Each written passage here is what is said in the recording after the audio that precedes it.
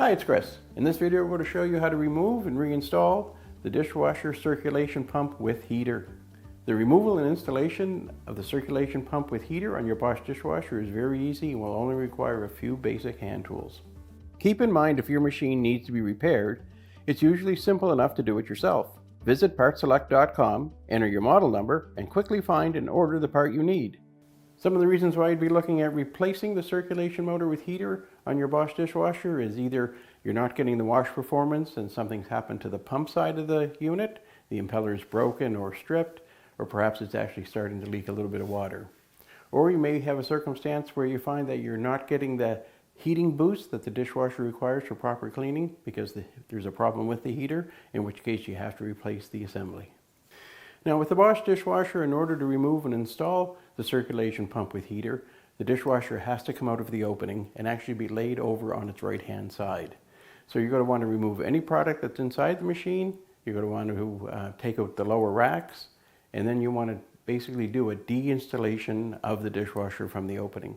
And if you're not sure how to do that, we do have videos available that shows you the whole process for removal and installation. Once you have the dishwasher out of the hole and laying over on its side, you'll be looking at the bottom side of the dishwasher now, and you will be able to see that circulation motor with heater right in perfect view. Now from the factory they come with one clamp that holds that pump to the plumbing system of the dishwasher.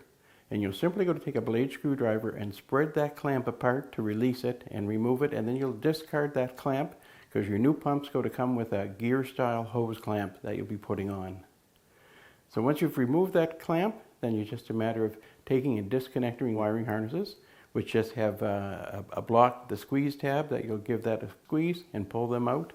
And once your electrical's disconnected, you can then maneuver that pump by giving it a slight turn and a rotation, and it'll come right out of place.